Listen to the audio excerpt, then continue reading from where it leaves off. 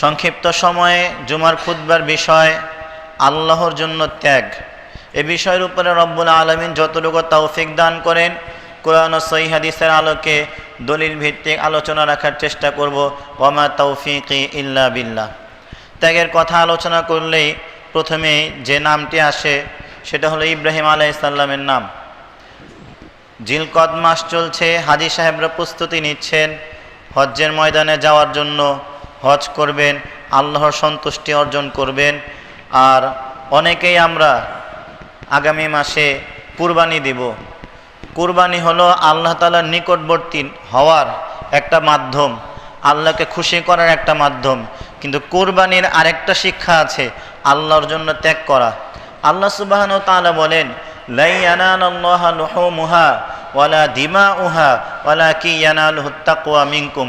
আল্লাহ তাআলার কাছে তোমাদের কুরবানি করা পশুর এক টুকরা গোস্তও যাবে না, তোমাদের কুরবানি করা পশুর এক ফোঁটা রক্তও যাবে না। আল্লাহ তাআলা কোনো গোস্তও পাবেন না, রক্তও পাবেন না। আল্লাহ তাআলা পাবেনটা কি? আল্লাহ তাআলা পাবেন ওই যে কুরবানি করার সময় তোমাদের মনের যে ইচ্ছাটা, একমাত্র আল্লাহকে দেখানোর জন্য আল্লাহর ভালোবাসাটা, ওই ভালোবাসা ওই ইচ্ছাটাই আল্লাহ তাআলার কাছে যাবে, ওই ইচ্ছাটাই আল্লাহ তাআলা গ্রহণ করবেন। আল্লাহ রাসূল সাল্লাল্লাহু আলাইহি সাল্লাম বলেন, সহিহ মুসলিমের হাদিস, ইন্নাল্লাহা লা ইয়ানদুরু ইলা সুওয়ারিকুম ওয়ালা ইলা জাসামিকুম ওয়ালাকিন ইয়ানদুরু ইলা কুলুবিকুম ওয়া আমালিকুম। নিশ্চয়ই আল্লাহ সুবহানাহু ওয়া তাআলা তোমাদের চেহারাও দেখেন না, তোমাদের দেহও দেখেন না। তোমরা কে কত সুন্দর এটা আল্লাহ তাআলা দেখেন না, কার দেহটা কত বড় এটাও আল্লাহ তাআলা দেখেন না। আল্লাহ তাআলা দেখেন ইলা কুলুবিকুম ওয়া আমালিকুম, তোমাদের অন্তর এবং তোমাদের আমল। তোমরা যে আমল করছো ওই আমলটা কতটুকু গ্রহণযোগ্য আমল, ওই আমলটা কি আল্লাহ তাআলা যে দিলেন ওই পদ্ধতিতে, রাসূল সাল্লাল্লাহু আলাইহি সাল্লাম যে পদ্ধতিতে করেছেন ওই পদ্ধতিতে, নাকি নিজের মন গড়া পদ্ধতিতে, এই আমলটা দেখবেন। আর ওই আমলটা কতটা ইখলাসের সাথে করেছো, কতটা আল্লাহর ভালোবাসা নিয়ে করেছো, কতটুকু আল্লাহ তাআলাকে দেখানোর জন্য করেছো, এটা দেখবেন। তখন আল্লাহ তাআলার কাছে মানুষের আমল গ্রহণযোগ্য হবে। আল্লাহর জন্য আমরা ত্যাগ করতে পারি কিভাবে? ইব্রাহিম আলাইহিস সালাম কি ত্যাগ করেছিলেন? তার স্ত্রী আল্লাহর জন্য কি ত্যাগ করেছিলেন? কি দিয়েছেন আল্লাহর জন্য যে আল্লাহ তাআলা তাকে নিজের ঘনিষ্ঠ বন্ধু খলিলুল্লাহ, অন্তরঙ্গ বন্ধু হিসেবে তাকে গ্রহণ করে নিলেন। ইব্রাহিম আলাইহিস সালাম অল্প বয়স থেকে আল্লাহ সুবহানাহু ওয়া তাআলা তাকে একটা বিশেষ গুণ দিয়েছেন, বিচক্ষণ বুদ্ধিশক্তি, যেটা আল্লাহ সুবহানাহু ওয়া তাআলা বলেন, ওয়ালাকাদ আতাইনা ইব্রাহিমা রুশদাহু মিন ক্বাবলু ওয়া কুননা বিহি আলিমিন, যে আমি ইব্রাহিমকে খুব অল্প বয়সে, অল্প সময়ে আমি তাকে বিশেষ বিচক্ষণ জ্ঞান দিয়েছিলাম। আর তার ব্যাপারে আমি ভালো করে জানতাম। ইব্রাহিম আলাইহিস সালাম এতটাই বিচক্ষণ ছিলেন যে তিনি জন্মগ্রহণ করেছিলেন ইরাকের বাবেল শহরে। তো সেইখানের মানুষেরা ওই তারকারাজির পূজা করত। তারা 60টা তারার পূজা করত এবং সেই 60টা তারাকে স্মরণ করার জন্য তারা বিভিন্ন সময় মেলা, বিভিন্ন উৎসব, পূজার আয়োজন এগুলো করে থাকতো। এবং পাশাপাশি ওই 60টা তারকাকে পূজা করার জন্য তারা মূর্তিও বানাতো। সেই মূর্তি বানানোর একজন ছিল ইব্রাহিম আলাইহিস সালামের বাপ আজর। ইব্রাহিম আলাইহিস সালাম হলেন নূহ আলাইহিস সালামের বংশের লোক। তা আল্লাহ সুবহানাহু ওয়া তাআলা তাকে আগেই নির্বাচিত করে রেখেছেন, বিচক্ষণ বুদ্ধি শক্তি দিয়েছেন। তিনি পার্থক্য করে নিতেন যে এটা সঠিক আর এটা ব্যাঠিক।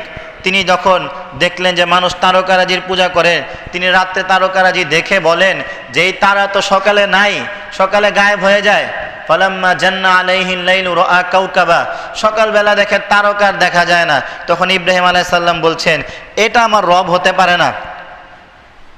যেটা ডুবে যায়, যেটা গায়েব হয়ে যায়, সে আবার আমার রব হবে কিভাবে? সে আমার মালিক হতে পারে কিভাবে? সে আমার সৃষ্টিকর্তা হতে পারে কিভাবে? এটা আমার পক্ষে সম্ভব না, তাকে আমি মালিক হিসেবে গ্রহণ করতে পারবো না। তারপর তিনি দেখলেন, রাত্রে চাঁদ দেখলেন, চাঁদটা একটু বড়, একটু আলো দিচ্ছে। যখন সকালবেলা চাঁদ গায়েব হয়ে গেল, চাঁদ আর দেখা যায় না, তখন তিনি বলছেন যে চাঁদ গায়েব হয়ে যায়, যে চাঁদ ডুবে যায়, সেটা আমার রব হতে পারে না। তারপর তিনি সূর্য দেখে বলেন, ফালাম্মা রাআশ শামসা, যখন তিনি সূর্য দেখলেন, সূর্য দেখে তিনি বলছেন এটা আমার রব হতে পারে, এটা যে একটু বড়, আলো দেয় বেশি। তখন তিনি যখন দেখলেন যে সন্ধ্যার সময় সূর্য ডুবে যাচ্ছে, তখন তার বিচক্ষণতা, তিনি বলছেন যেটা ডুবে যায় সেটা আমার মালিক হতে পারে না। ইব্রাহিম আলাইহিস সালাম তার এলাকার মানুষকে বিভিন্ন সময় বোঝানোর চেষ্টা করলেন। প্রথমে তিনি তার পরিবার থেকে শুরু করলেন, তার বাপকে দাওয়াত দিলেন, বিভিন্নভাবে বুঝাইলেন যে আপনি কার ইবাদত করেন, এটা তো আপনাকে রিজিক দেওয়ার ক্ষমতা রাখে না, এটা তো আপনার খাওয়াতে পড়াতে পারে না, আপনি অসুস্থ হলে আপনাকে সুস্থতা দেওয়ার ক্ষমতা নেই, আপনি যদি কোনো ভুল ত্রুটিও করেন আপনাকে শাস্তি দেওয়ার ক্ষমতা এই মূর্তি রাখে না। তো আপনি কাকে ইবাদত করেন? নিজের হাতে বানান আর নিজেই তার ইবাদত করেন। আপনি তার মালিক না সে আপনার মালিক, কোনো কিছুই তো বোঝা যায় না। তো ইব্রাহিম আলাইহিস সালামের বাপ নিজে হাতে মূর্তি বানাতেন। যেখানে ভক্তি অন্ধ সেখানে যুক্তি কোনো কাজে আসে না। বিভিন্নভাবে ইব্রাহিম আলাইহিস সালাম বোঝানোর চেষ্টা করেন। তিনি বলছেন, ইয়া আবাতি লা তা'বুদিশ শাইতান, বাবা আপনি শয়তানের পূজা করেন না, আপনি আমার পথটা অনুসরণ করেন। আমি যে পথ দেখাই সেটা সঠিক পথ, আপনি শয়তানের পথ অনুসরণ করেন না। আপনি যেগুলো মানছেন এগুলো আপনার কোনো উপকারও করতে পারবে না, অপকারও করতে পারবে না। তখন তার বাপ তাকে বলল, লাইল্লাম তানতাহি লাআরজুমান্নাকা ওয়াহজুরনি মালিয়া, তুমি যদি আমাদের মূর্তির ব্যাপারে উল্টাপাল্টা কথা বলা বন্ধ না করো তাহলে তোমার পাথর মেরে হত্যা করব।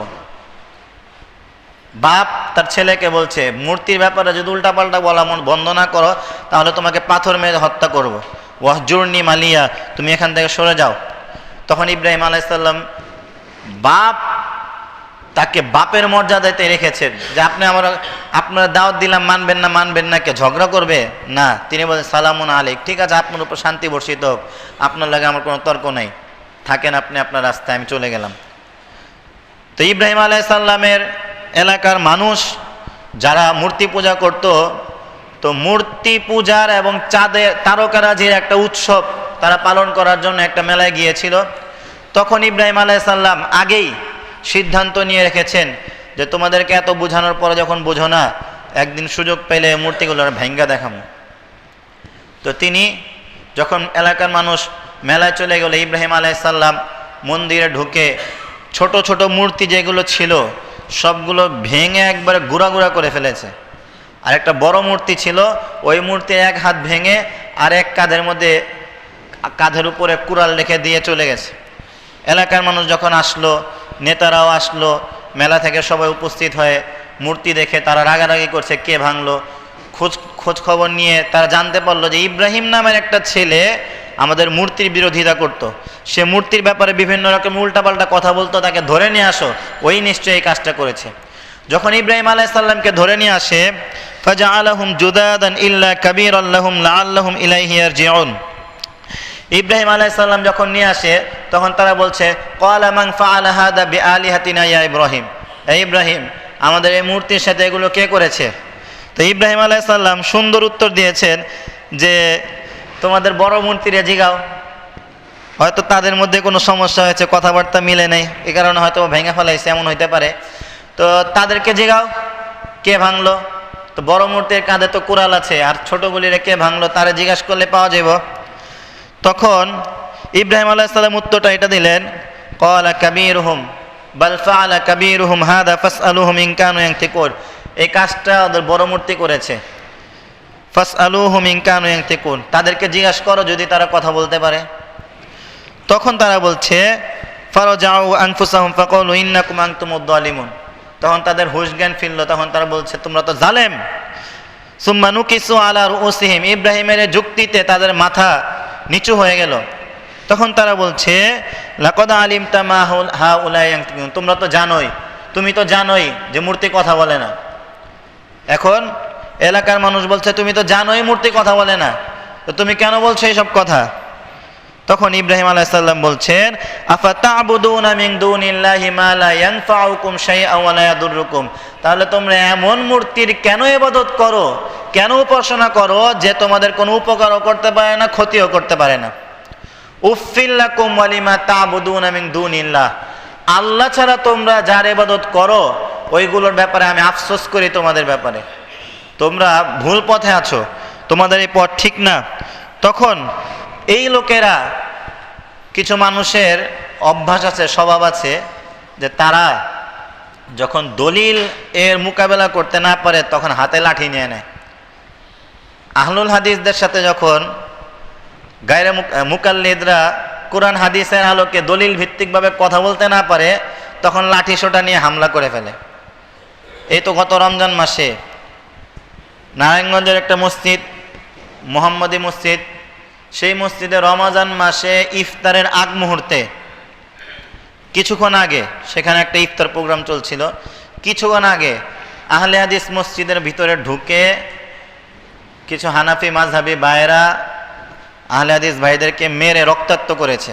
শুধু এই কারণে যে তারা কোরআন হাদিস মানে, আর কিছু না। এই কারণে যে কোরআন এবং সহিহ হাদিস মানে, এই কারণে। তো ঠিক এই জিনিসটা বর্তমানে নতুন না।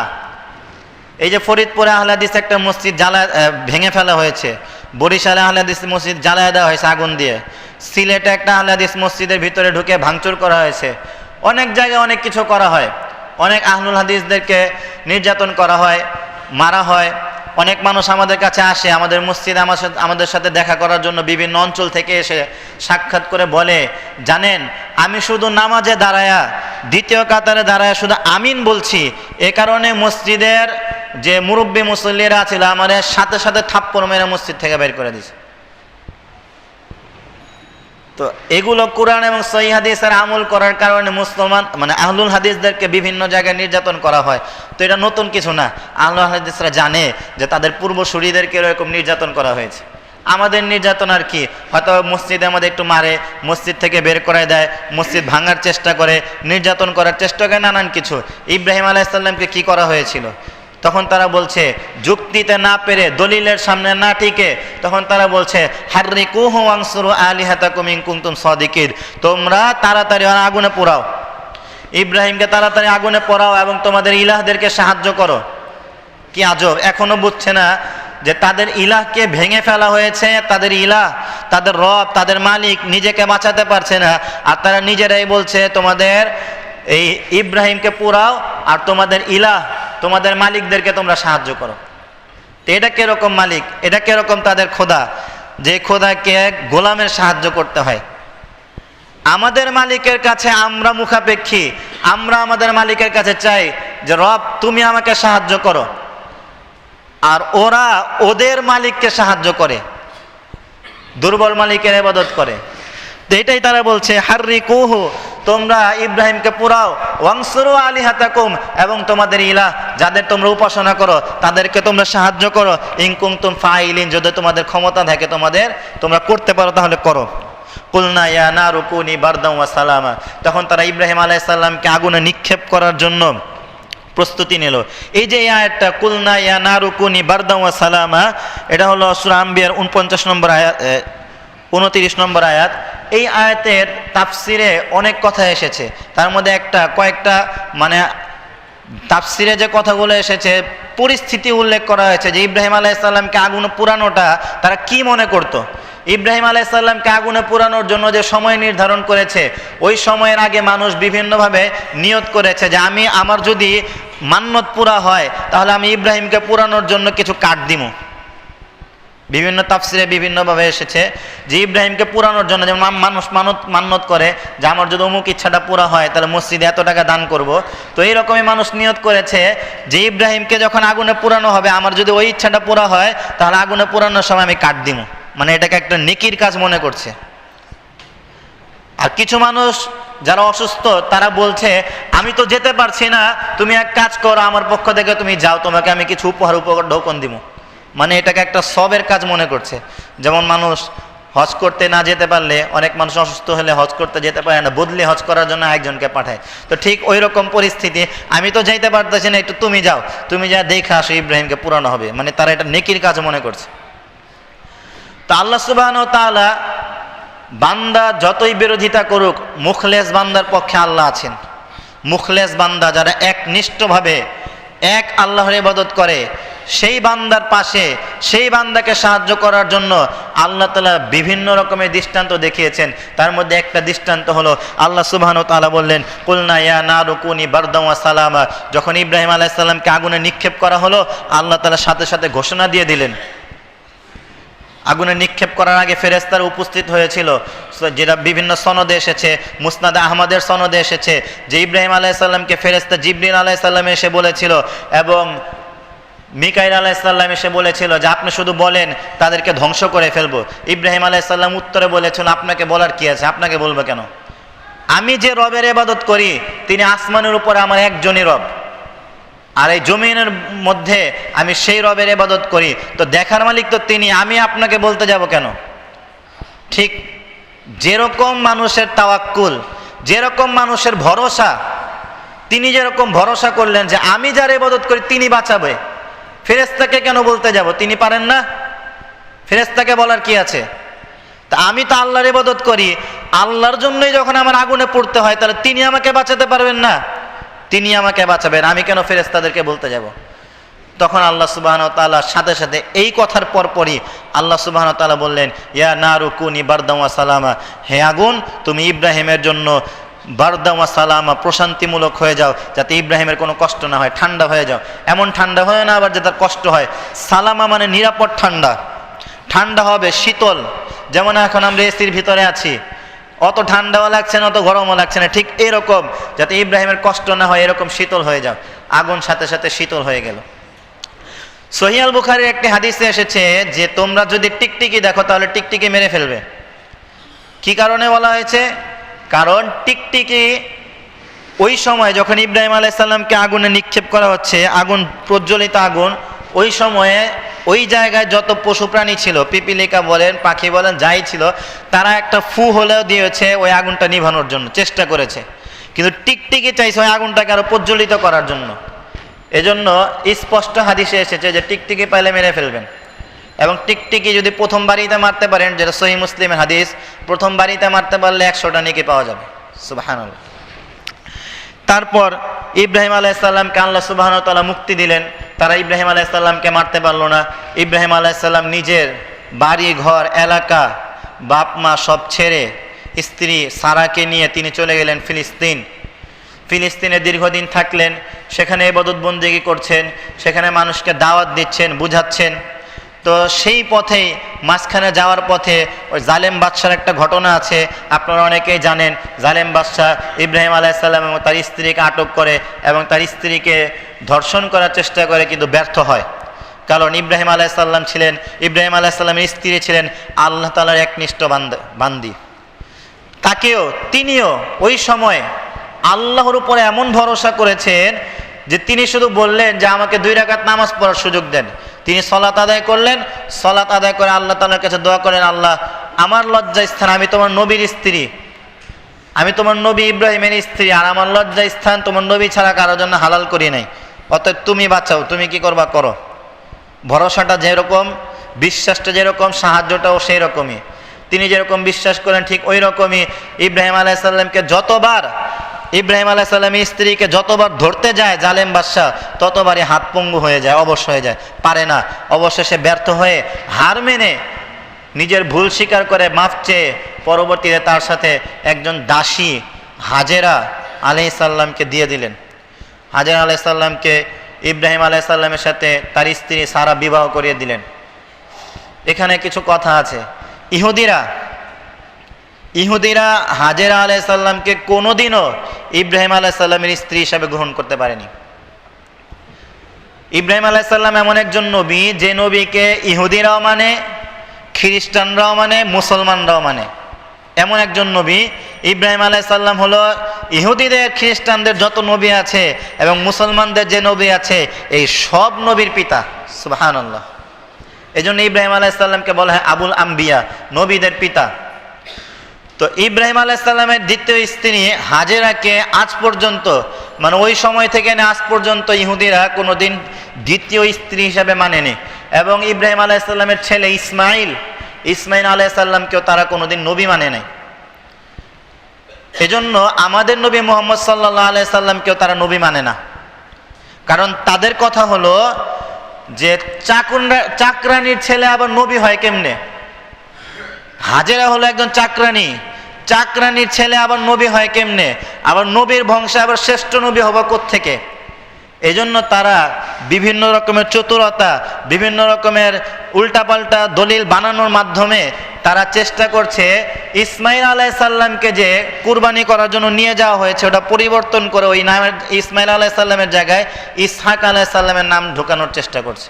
এবং এটা নিয়ে 2001 সালের সময় হাইকোর্টে এটা নিয়ে একটা মামলাও হয়েছে, কোর্টের মধ্যে একটা মামলাও চলেছে যে এটা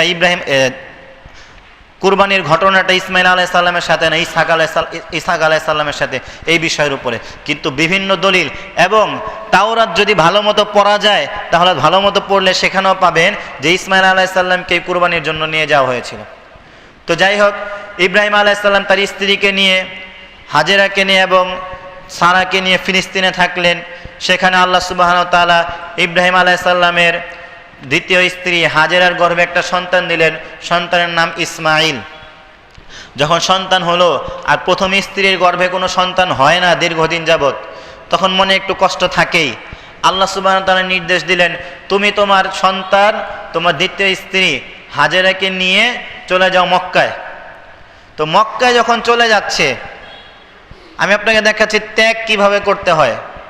মক্কায় যখন চলে যাচ্ছে, মক্কায় চলে গিয়ে ইব্রাহিম আলাইহিস সালাম তাকে একটা উপত্যকার সামনে তার ছোট্ট শিশু, অল্প বয়সে দুধ খায় শিশু, কথাও বলতে পারে না শিশু, আর তার স্ত্রীকে আর এক মশক পানি দিয়ে তাদেরকে রেখে চলে যাচ্ছেন, কোনো কথা বলছেন না। তখন স্ত্রী বারবার জিজ্ঞাসা করে, কোথায় যান আপনি? এমন এক জায়গায় রেখে যেখানে কোনো কিছুই নাই, মানুষও নাই, কোনো কিছুই নাই, এমন জায়গায় রেখে কোথায় চলে যাচ্ছেন? তো আল্লাহর নির্দেশ, কিছু বলারও নাই।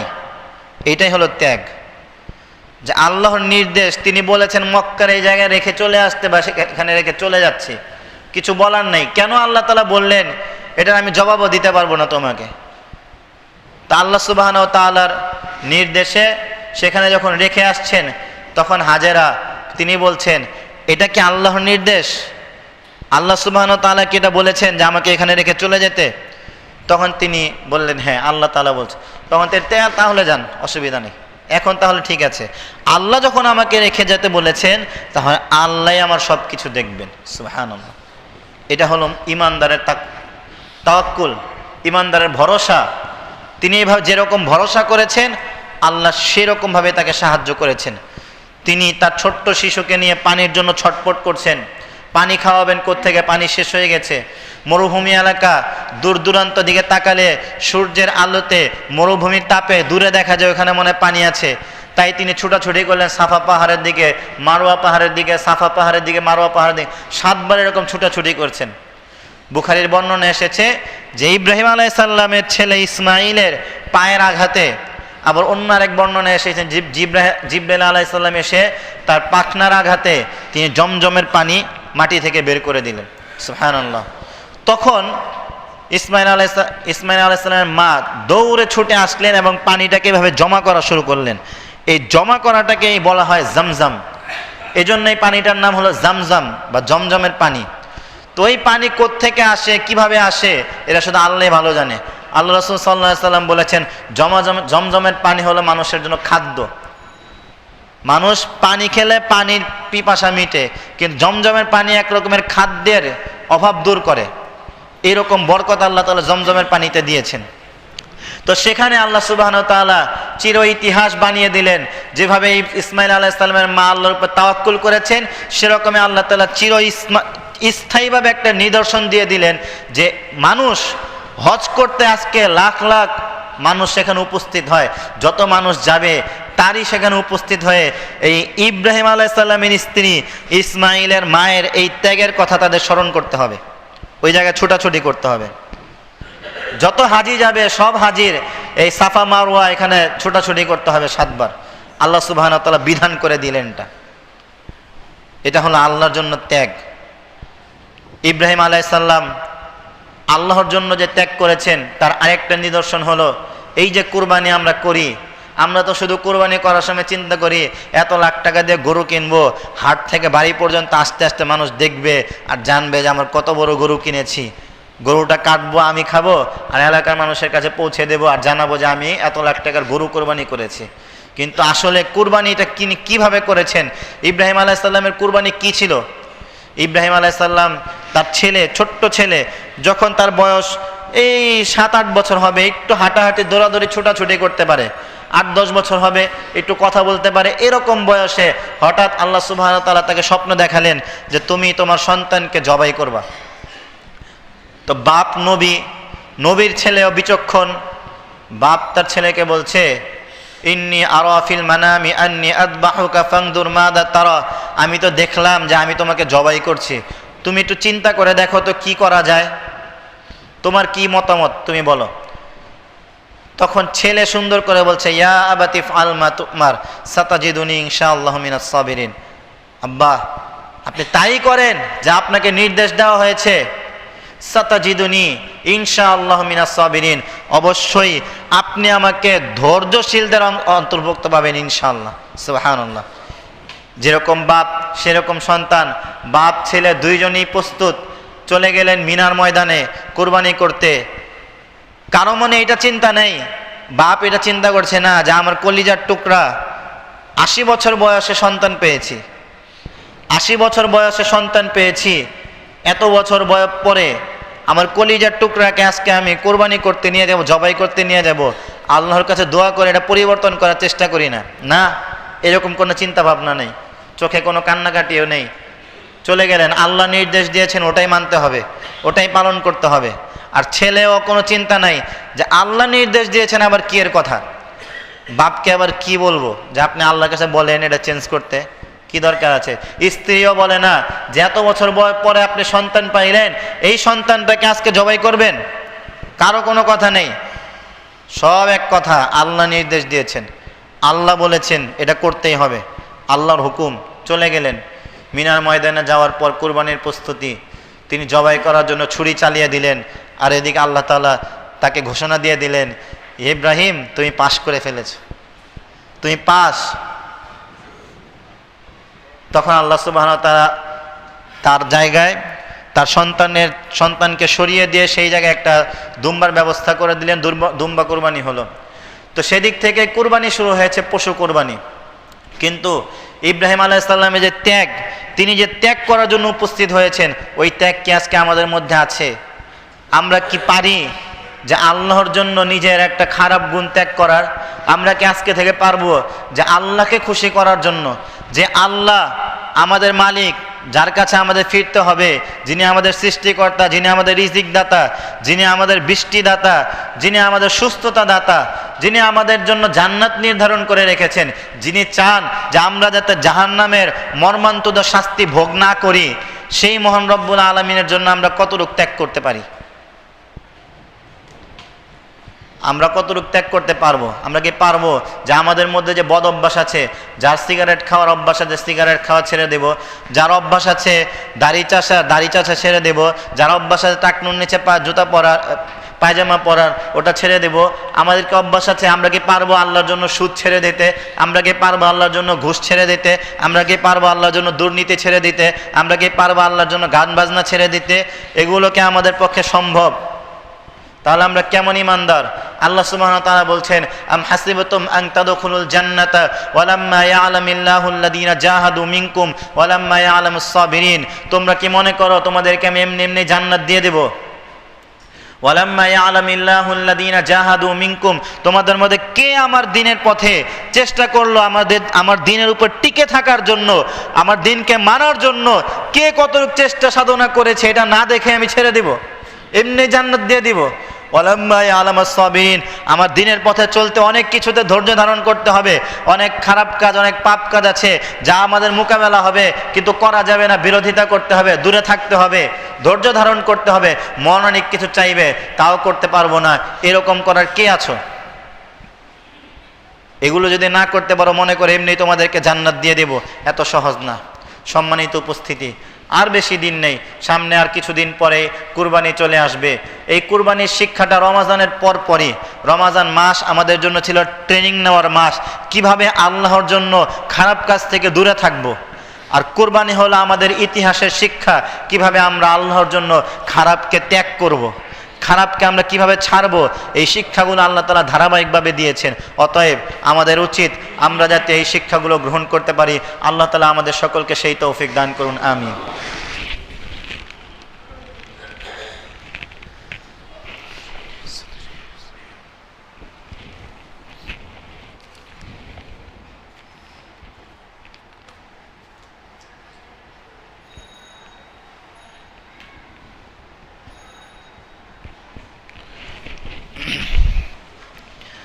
আলহামদুলিল্লাহি রাব্বিল আলামিন ওয়াসসালাতু ওয়াসসালামু আলা রাসূলিল্লাহি সাল্লাল্লাহু আলাইহি ওয়াসাল্লাম ওয়া আলা আলিহি ওয়া আসহাবিহি ওয়া মান তাবিআহুম বিইহসানিন ইলা ইয়াউমিদ্দিন। সম্মানিত উপস্থিতি, আমরা মসজিদে এসেছি ইবাদত বন্দেগী করার জন্য। মসজিদ ইবাদতের জায়গা। এখানে আমরা আসি হলো শুধুমাত্র আল্লাহর খুশি অর্জনের জন্য, আল্লাহকে খুশি করার জন্য। মসজিদের মধ্যে কেউ ধনী নেই, কেউ গরিব নেই। আল্লাহ তাআলা এভাবে সাজিয়ে দিয়েছেন, মসজিদের প্রথম কাতারে যদি একজন মুসলিম মুচিয়েও আসে, তারও মসজিদের প্রথম কাতারে সালাত আদায় করার অধিকার আছে। ইসলাম মানুষকে সেই মর্যাদা দিয়েছে, মসজিদের ভিতরে যদি একজন ঝাড়ুদারও, মুসলিম ঝাড়ুদার সালাত আদায়ের জন্য প্রথম কাতারে এসে সালাত আদায় করে, তারও অধিকার আছে। তাকে কেউ বলতে পারবে না তুমি পিছনে চলে যাও, এই অধিকার কারণেই। সম্মানিত উপস্থিতি, মসজিদে সালাত আদায় করতে আসবেন, যে আগে আসবেন সে আগে সালাত আদায় করবেন। ফাঁকা জায়গা যদি থাকে, তাহলে কেউ যদি সামনে না আসে, যদি আপনি সুযোগ পান তাহলে সামনে আসবেন। এছাড়া কখনো কাউকে টপকায়া সামনে আসার চেষ্টা করবেন না। হাদিসে স্পষ্ট নিষিদ্ধ আছে। বিশেষ করে জুমার দিন আমরা দেখি অনেককেই বাহির থেকে টপকায়া মসজিদের ভিতরে ঢোকার চেষ্টা করে। এই কাজটা করবেন না। যদি একান্তই আপনার প্রয়োজন হয় যে আপনার না হলে সামনে একটা অসুবিধা হতে পারে, আপনার কোনো দায়িত্ব আছে, যেমন আমাদের ইমাম সাহেবের দায়িত্ব আছে, মুয়াজ্জিন সাহেবের দায়িত্ব আছে, এখন পিছনে কোনো কাজে ছিল, তাকে সামনে আসতেই হবে, এটা ঠিক আছে, তিনি আসতে পারেন। এছাড়া চেষ্টা করবেন যেখানে আসছেন ওখানেই সালাত আদায়ের জন্য বসে যাবেন, ইবাদত করার জন্য বসে যাবেন। আপনি আসছেন ইবাদত করার জন্য, মানে ইবাদত করতে এসে যদি আল্লাহকে অসন্তুষ্ট করেন, গুনাহের কাজ করেন, তাহলে এটা ঠিক হবে না। আপনাকে একটা হাদিস শোনাই, আপনি অবাক হবেন, এরকম ব্যক্তি কি এটা করতে পারে? আবু জাহেলের ছেলের নাম আসেম, আবু জাহেলের ছেলে। তো আবু জাহেলের ছেলে মক্কা যেদিন বিজয় হয়, মক্কা বিজয়ের দিন সে পালায় গেছিল, ইসলাম গ্রহণ করে নাই। সে পালায় যায়, সে ভয় পায়। তো তার স্ত্রী সন্তানকে নিয়ে সে অন্য দূরে কোথাও চলে গেছে। যখন জানতে পারলো মক্কা বিজয় হয়ে গেছে এবং মুহাম্মদ সাল্লাল্লাহু আলাইহি সাল্লাম সবাইকে সাধারণ ক্ষমার ঘোষণা দিয়েছেন, সবাইকে মাফ করে দিলাম, এরকম ঘোষণা দিয়েছেন, তখন তার স্ত্রী এসে ইসলাম গ্রহণ করলো। তো তার স্ত্রী তার আবু জাহেলের ছেলেকে বলেছিল যে তুমিও ইসলাম গ্রহণ করো। তখন সে তার স্ত্রীর কথা শুনলো না, তো স্ত্রী তাকে ছেড়ে চলে আসে, তালাক দিয়ে চলে আসে।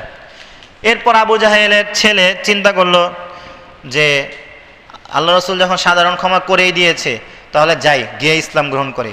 এই লোকটা ইসলাম গ্রহণ করলো। ইসলাম গ্রহণ করার পরে এমন একটা দৃষ্টান্ত সে দিয়েছে, কোনো এক যুদ্ধে সে শরিক হয়েছে মুসলিমদের পক্ষ থেকে। ওই যুদ্ধে আবু জাহেলের ছেলে আঘাতপ্রাপ্ত হয়েছে, আরও 2 জন সাহাবী আঘাতপ্রাপ্ত হয়েছে। 3 জনই মাটিতে লুটে পড়ে আছে। তখন 3 জনই পানি পানি করে ডাকছে, পানি পানি।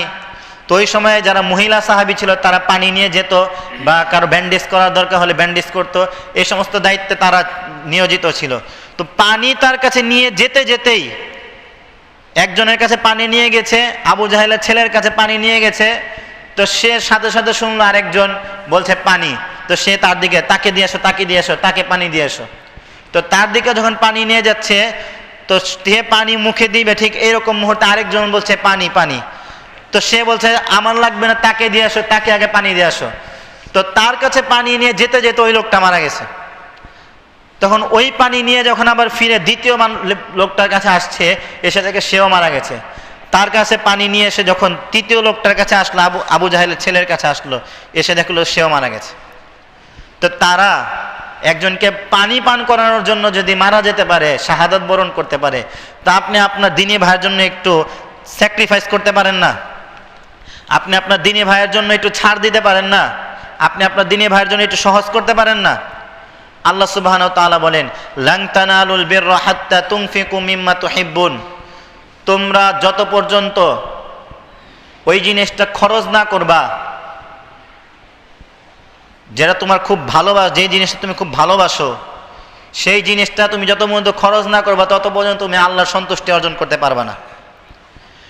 তো এই আয়াত যখন নাজিল হয়, আল্লাহ রসুলের একজন সাহাবী আল্লাহ রসুলের কাছে আসলেন, এসে বললেন, ইয়া রাসূলুল্লাহ, আমার কাছে তো একটা কূপ আছে, ওই কূপটা আমার খুব প্রিয়, ওই কূপের পানি আমরা খাই এবং এটা আমি বংশ পরম্পরায় পেয়েছি, তা আমি এটা দান করে দিতে চাই। তা আল্লাহ রসুল বললেন, এটা তোমার দান করার দরকার নাই।